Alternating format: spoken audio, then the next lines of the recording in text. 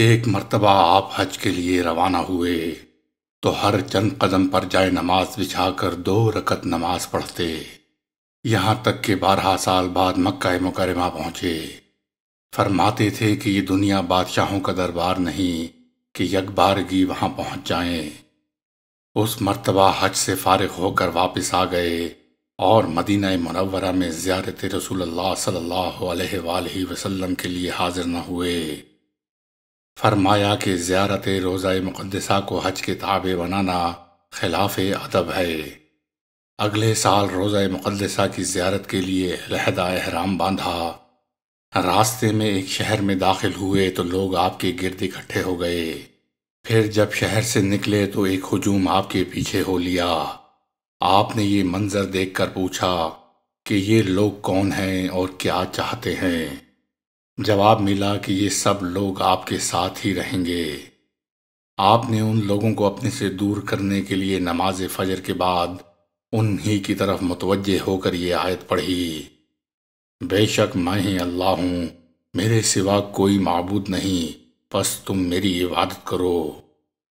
یہ سن کر لوگوں نے کہا یہ تو دیوانہ ہے، اور سب چھوڑ کر چلے گئے۔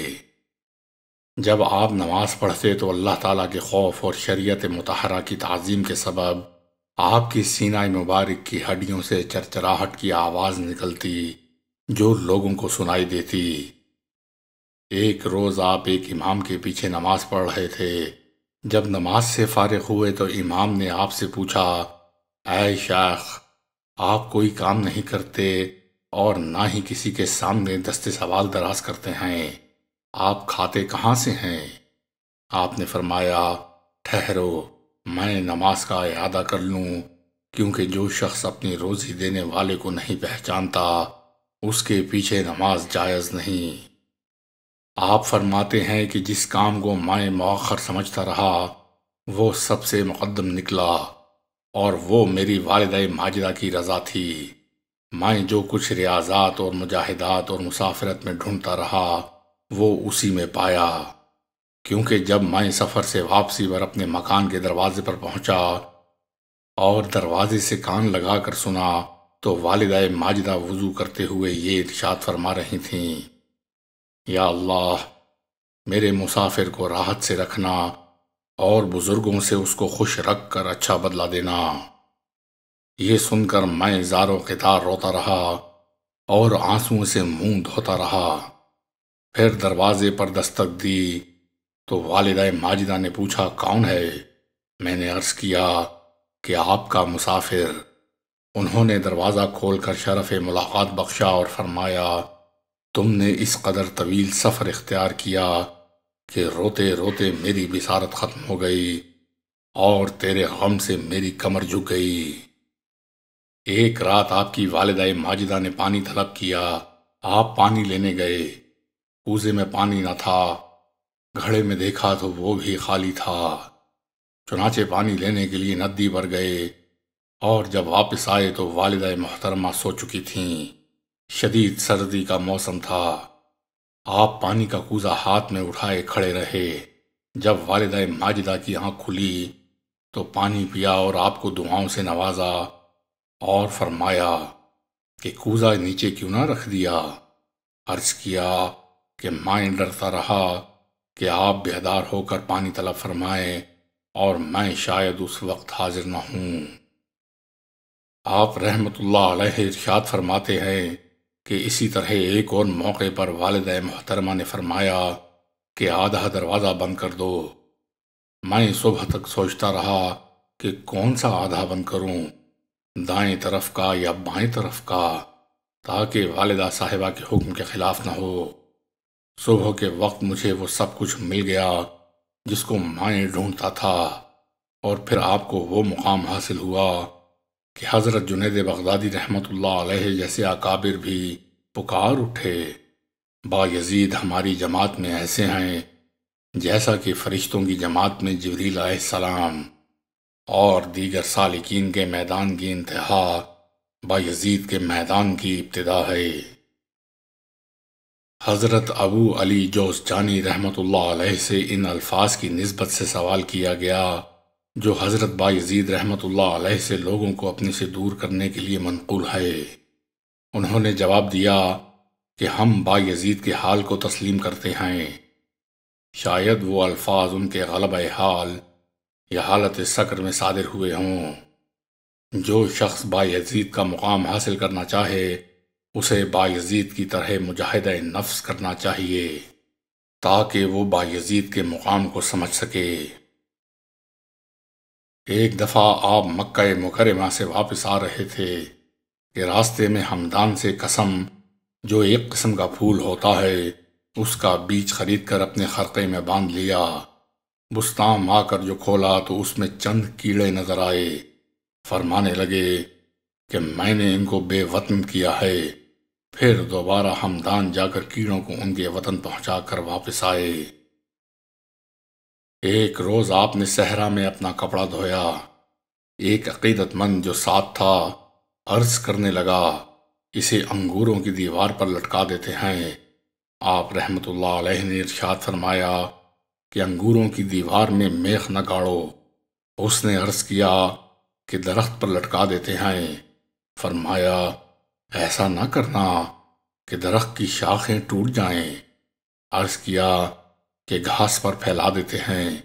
فرمایا ایسا نہ کرنا کہ گھاس چوپاؤں کا چارہ ہے، ہم اسے ان سے نہیں چھپاتے۔ پس آپ کپڑے کو اپنے پشت مبارک پر رکھ کر دھوپ میں کھڑے ہو گئے۔ جب ایک طرف سوکھ گئے تو دوسری طرف الٹا دیا۔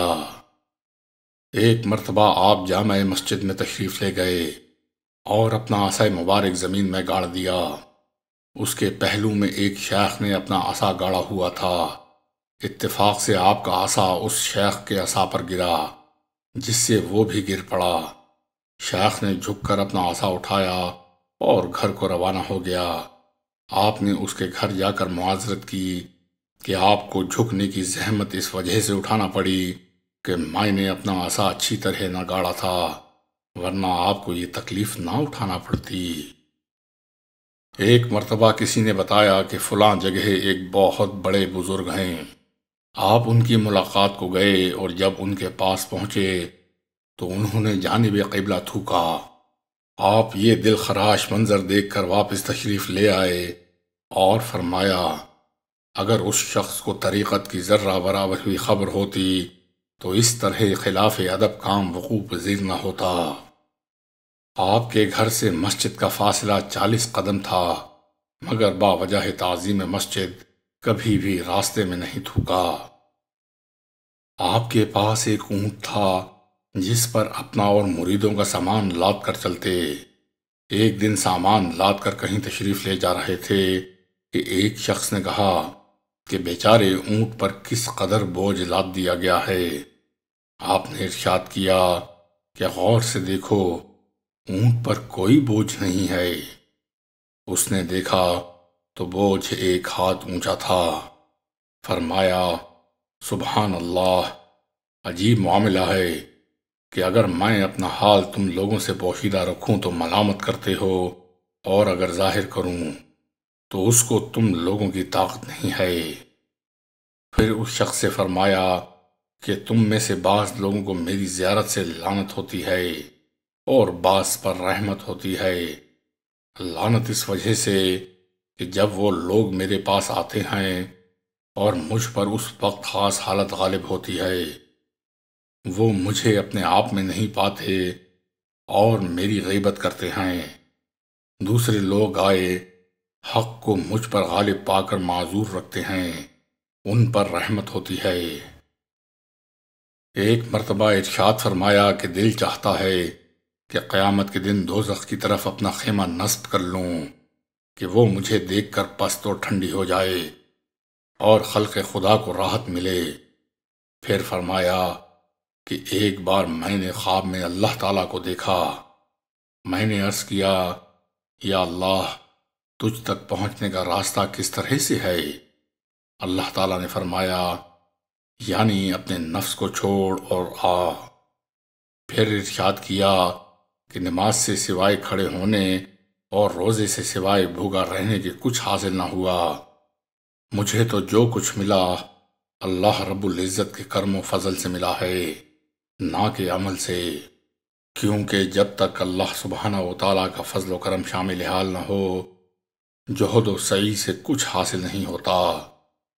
ایک مرتبہ آپ کو روحانی قبض کا عارضہ لاحق ہو گیا۔